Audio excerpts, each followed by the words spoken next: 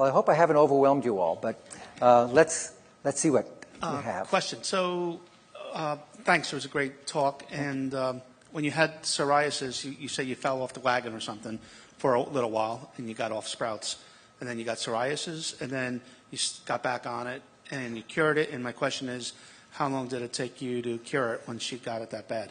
Well, it took years. First of all, I will say this, that I got into this whole health trip because as a child I had allergies. So remember I mentioned that's an autoimmune disease. And all the autoimmune diseases are related. So whether it's allergies or psoriasis, I had the foundation for both. I could have had the foundation for chronic fatigue syndrome or fibromyalgia, but my body manifested the symptoms that way. So I had allergies and asthma as a young person right up to age 25. And it's when I went through this big change in my diet that I was able to stop the allergy symptoms and the asthma. And that stopped, but then after, I don't know, maybe it was 15 years or so, and I got a little looser. I was feeling so good. I was so healthy, and I'm doing when you're traveling, you know, you're on the highway and you're at airports and you're eating all kinds of things because you don't have the good options, and you're feeling good. And I just went off the wagon. So I never left vegetarianism, but I wasn't eating the quality, and I actually stopped going on the speaking circuit for a while, because first of all, I didn't look like a very good representation of the health programs that I knew so well. And it took me years. It took me about 5 years to get off of it. And I just got to tell you that at some point, when I eliminated the source of it is the immune system. And the immune system is really hard to retrain, to re-educate, to reprogram. But even after I did that, the skin was still showing the symptoms. And what I realized is that I also had to reprogram the skin. So that took a lot of extra effort and work. And it took about 5 years of hard work. And like I said before, now I know why they say it's incurable, because most people aren't going to put in that work. But you know, there's no magic potion that I used. I didn't even know about the wheatgrass creams at that time. At that time, I just did everything I'm talking to you about: the juicing, the sprouting, the going straight. When you have a condition that you need to cure, you've got to go 100%. You know, and that's what I had to do. So I had to tighten up on my personal practice. And now you can come up to me and you can stare. It's okay to stare, you know. But let me be an example for you. This stuff is real. Go ahead. Thank you. How you doing? I have a pretty severe acid reflux, and I think I might have a hiatal hernia. And I've just noticed my digestion has been getting really, really poor, and I'm not sleeping well at night. It's just constant reflux, and even I have a pretty good diet, a pretty high vegetarian diet, and mostly organic. And I find with green drinks, like green smoothies, I still get reflux. I mean, do you think maybe going on a juice fast would help, or? I do think a juice fast will help. One of the things that happens on juice fast, I'm starting a program with a group right now. In fact, one of members of the group is here. Hi, Sue. So one of the wonderful things about it is that we get a chance to clean the intestinal tract. And, you know, the esophagus right up to the tongue is the top of the intestinal tract. And your bottom is the bottom of the intestinal tract.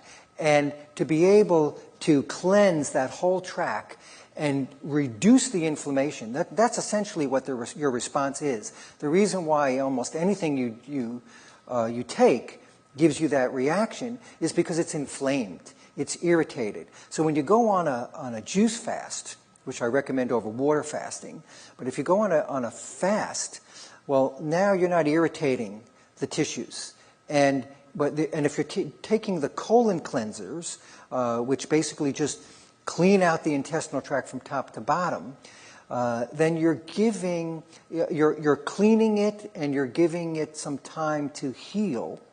And you should be taking some herbals like L-glutamine powder, slippery elm powder. Along with it, there's a wonderful product called by Renew Life called Intestinu, I believe, and that product has some of those ingredients in it. And that L-glutamine helps heal the tissues of the intestinal tract. And the nice thing about it is these are fast-healing tissues. It's just the constant irritation that if you had a rash on your skin and you were doing some kind of business where it was constantly exposed to being scraped, that rash would never go away. You can imagine that. Well, it's the same thing that's happening inside. But, if you could protect this and put something healing and soothing on it and give it some time, give it a break, give it a rest, then that tissue will heal. Same thing internally as well. Can you have enough energy on a juice fast? I just don't understand. Can you get enough? Can you have enough energy on a juice fast? Well, actually, the energy that is required to achieve digestion with all the food that we stuff into ourselves every day, they say saps up 75% of our available energy. All right? It's work to digest all that food. I mean, you just came off of a holiday, right? With Thanksgiving and Christmas, all those big meals. And how many of you have relatives that actually fell asleep at the dinner table? Am I right? So that's because you've sapped all your energy out of you. Well, on a juice fast, you don't have to use up that energy. So that energy is available. So you actually feel quite awake. And sometimes it's even hard to go to sleep. So it's a lot more energy. And not to mention the fact that with these concentrated juices, you're being better nourished than you can be from food. As I mentioned earlier, our livers are not operating at 100% efficiency. But when you're drinking the juice, you're getting close to 100%. So we're really getting much better nourished on a juice fast. So there's a transition of about 3 days there where your secretions are still going on, and so you're feeling hungry. But you get your head into the right mindset, and you stick to your motivation. You know why you're wanting to do this. If you want to do this because you're trying to cure something that's really annoying you, then you'll stick to it, and those first few days will pass successfully. Thank you. I enjoyed your presentation. I'm not too familiar with sprouting. I assume you just eat them and don't juice them. They're too small for the juicer. And right? You just eat them. And do you eat the little, how sometimes you buy them in a container in the supermarket. You don't eat the roots, right? You just kind of cut them off at some point. And can you tell us the difference between the different systems you have up there? Okay. Well, some sprouts we do juice. Remember, when you juice, it gets more concentrated. Well, if you start to juice something like radish, wow, that's going to be a concentrated flavor. It's a little bit like juicing garlic, right? If you juice garlic, oh, that's so intense. So, so I like to stick with more neutral flavors like alfalfa and like sunflower. And I just limit it to that. But then again, if I happen to have extra of pea shoots, I'll put those in. I don't really love the flavor of juiced pea shoots, although I enjoy pea shoots in a salad. So it varies like that. And I have a couple of systems here. One is vertical, and this is a vertical system. This is a vertical system. And this is a jumbled system. So this is more entry level for sprouting. And this is vertical, which means you can do the ones that turn green and leafy, which is great. How you doing? My name is Phil Nicozisis. I'm Hippocrates health educator from West Palm Beach, Florida. And I want you to know, you'll be happy to know I ordered 2 of your bags on Amazon while you were talking. So I guess Wi-Fi is not so bad all the time. Mike, I do actually, hopefully we have time to indulge me in 2 questions. Number 1, what's the best way to grow mung bean shoots in large quantities at home? I know that some people have like buckets with pressure on them and so on. I never really worked that out myself at home, and I'd love to know how to do that. Secondly, do you need to drink wheatgrass if somebody regularly implants wheatgrass? Okay, so let's do the second first, because that's more important. Well, whether you drink it or implant it is going to depend a lot on what you're trying to accomplish. Just optimal health and wellness. Yeah. Well, for just optimal health, drinking is sufficient. But if you're trying to cure cancer or something, you really got to get the higher volumes that you can only get by implantation. Because most people can't stomach more than maybe 4 ounces. There are some really tough guys out there who can do more than that, but it can disturb the stomach. So the rectal implants are a way to get the higher volumes in. And some of the people with the survivors who used wheatgrass in their fight against cancer were taking in as much as a quart of wheatgrass juice a day, but that was mostly rectally. Loretta Venus knows an awful lot about this. Am I right, Loretta? About 32 ounces of wheatgrass is not too much if you're sick. There was a lady who did wheatgrass implants for 6 months. It was about 32 ounces every single day. But her esophagus was full of tumors, so she couldn't swallow anything. But she healed, and she was alive for 30 years. It was amazing. I have a question about gluten. But did I miss out? Oh, yes, the mung beans, Phil. The mung beans, it's amazing how much weight you could put on top of these sprouts, including mung beans, including sunflowers. You've got some great pictures of stones and rocks on it. It's amazing how strong 80 pounds. 80 pounds of weights on sunflower sprouts. I have a DVD at my booth, and it's amazing. I mean, it can lift it and knock it off. Yeah. I have come into the room and found my sprouts on the floor. But that's going to make them thicker and juicier. Yeah. And that's what the Asians, professional sprouters do. They get them really nice and thick like that. Well, this is Loretta Venus. She is a health educator, longtime sprouter and friend. Hello. Hi, Steve. Thank you very much. I really enjoyed your lecture. I have a question about gluten. There is a new book that was written, Grain Brain. And in the book, he says on page 68 and 69, lists wheatgrass as having gluten. What's the name of the book? Grain Brain. Oh, Grain Brain. Grain Brain. Yes. And he lists wheatgrass. Now, the question is, the wheatgrass that is 6 inches and we juice, that doesn't have any gluten. No. Even authors can make mistakes. Okay. Another question, at what point is the grain, like I make a sprouted rye and spelt bread, and when I sprout this grain, it's sprouted almost triple the size of the grain. Is there gluten there? At what point is gluten broken down into amino acids that the body can utilize and not be a gluten anymore? Well, what Loretta is describing is how do you get, is this process where we're starting out with a glutinous grain, whether it be wheat or barley, and as the grain grows into a green plant, it's actually going through a transformation from a grain to a vegetable, to a green vegetable. When it's at the green vegetable stage, it's a complete transformation. It's a green plant. There is no gluten in green plants. And with every day of growth, of maturity, the gluten, which is made up of gliadin and glutatinin starts to break apart and to break down because of the sprouting process.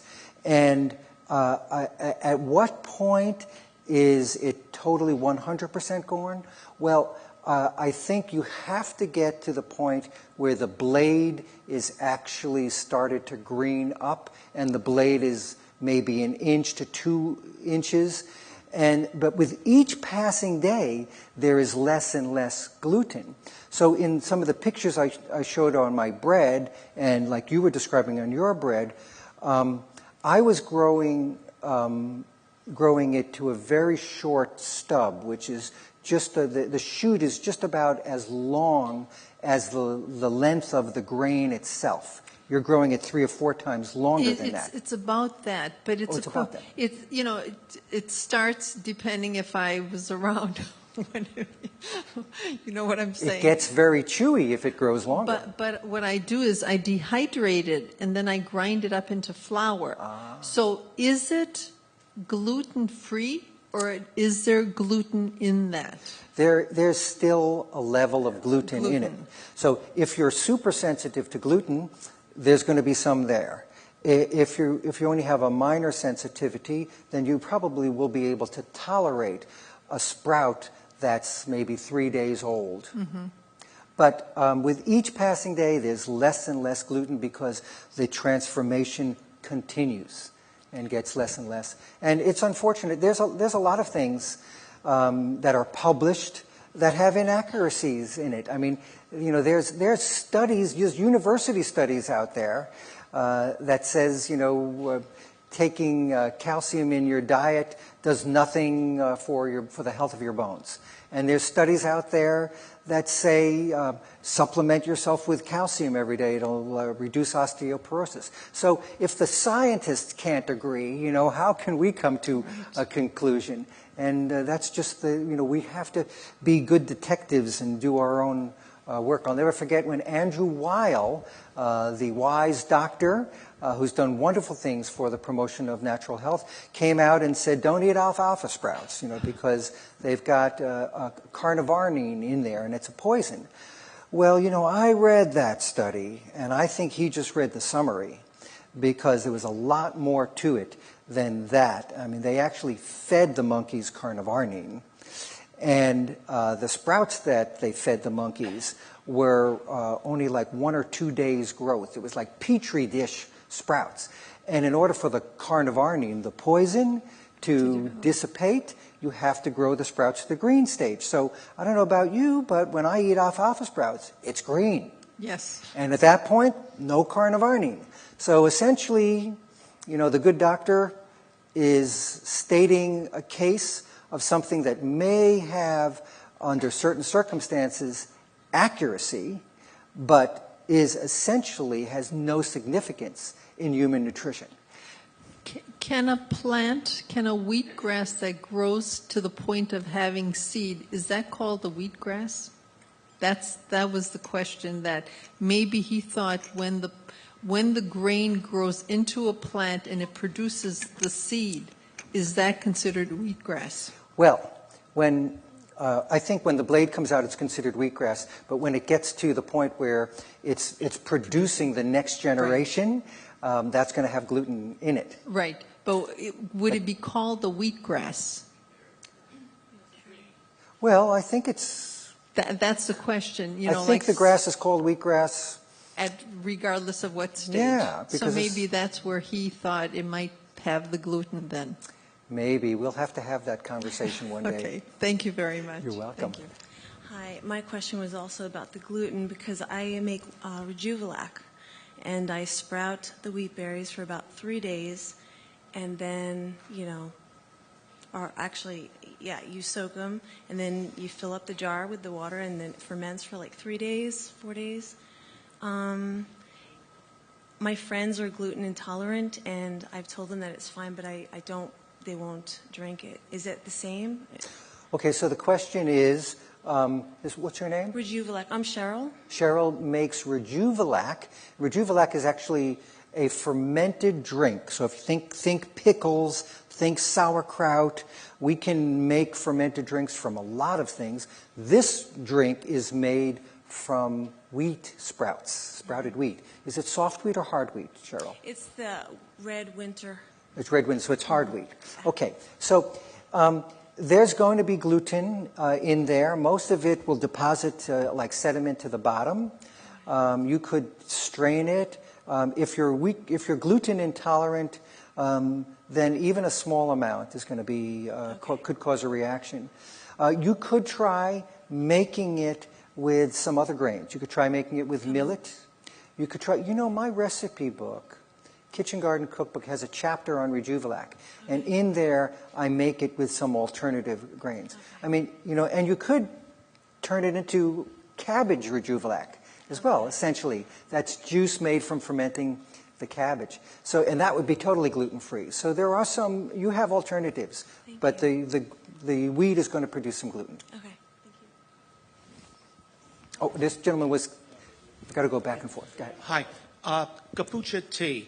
Do you recommend doing a juice fast with kombucha tea? Well, kombucha is another fermented drink, so it's loaded with probiotics, friendly bacteria, which is an absolute necessity, and that is good. It's absolutely great. A little bit like Rejuvelac in that you have to acquire a taste for it, and not everybody's going to love it. But then again, not everybody loves wheatgrass juice. Not everybody loves cilantro. My main question is about this fast that you're doing, a program. Can you just briefly explain what you're doing another day with a bunch of people? Oh, sure. Well, a few times a year, we get together as a group. We're getting together online, and we go through a program.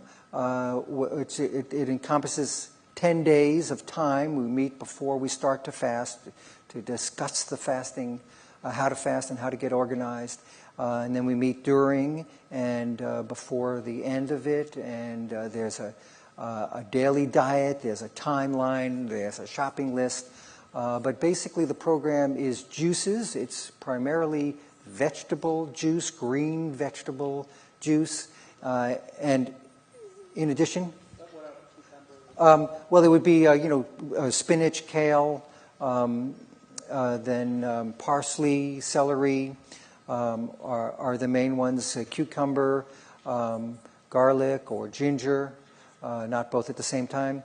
Then there is, so that's the juice. We're drinking about 1 gallon of fluids a day, maybe a quart of water, a quart of green juice, a liver cleanser every day, maybe half a quart of sweet juices. Sweet juices could be carrot juice. Carrot and beets. Beet is, one of the world's major sources of sugar. So very sweet. So we try to minimize that to about half a quart. But the liver cleanser, which is a grapefruit lemon drink, that's about half a quart. Altogether, if you can get 1 gallon of fluids into your system, you're flushing your system really well. At the same time, we do a certain amount of exercise to oxygenate the system and to move the lymphatics around and the blood circulating. And it's amazing what you can accomplish in a week's time of cleansing. We're also focused here on food, but I've got to say to you that the way the body was designed, it emphasizes detoxification. Because the lymphatic system, which if you think of the circulatory system as track, right? All these tubes and veins and arteries, all that track length, and there's a heart that pumps through that track. The lymphatic system is approximately 4 times bigger than the circulatory system. And the lymphatic system is in charge of disposing waste. So, and there's no pump. The only pump is our movement, our exercise. So we've got to follow the body's design and spend more time detoxifying, exercising, flushing out, sweating. That's how, if we do that, if we spend more focus on eliminating poisons, we'll need to eat less and nourishment will be more efficient. That says, the time is up. How about this one last quickie question? Go ahead. Well, can I recommend companies that are reliable for ordering sprout seed? Well, of course, not to toot my own horn, but I have one of the largest companies for organic sprouting seeds that I test personally. And if you visit my website, sproutman.com, there's about 36 different flavors there, and you can look at that. My competitors out there, there's a handful of them. Some of them I'm very friendly with. Mum's Sprouting Seed, they're based in Canada. Wonderful people. They have sprouting.com. So I have sproutman.com, they have sprouting.com. And I love those people. There's other people out there, but what's really important is that we test the sprouting seeds for E. coli and salmonella. I won't buy any seed anymore unless I've got those lab reports. And I don't do them. I buy them from people who do them. And they go through and they poke every single bag and they grow out those sprouts. And they put them all together and then they blend them up and then they test that liquid. They test the rinse water and we get lab reports on this: molds, yeasts, pathogenic bacteria, E. coli, listeria, salmonella. Because that's contamination. Sprouting seeds don't originate these toxins. Spinach doesn't. Tomatoes don't. It comes from the intestines of animals, but it can be contaminated. And so we have to check. That's just the food safety climate we live in today. Very important. So thank you all for listening. I'll be out back more.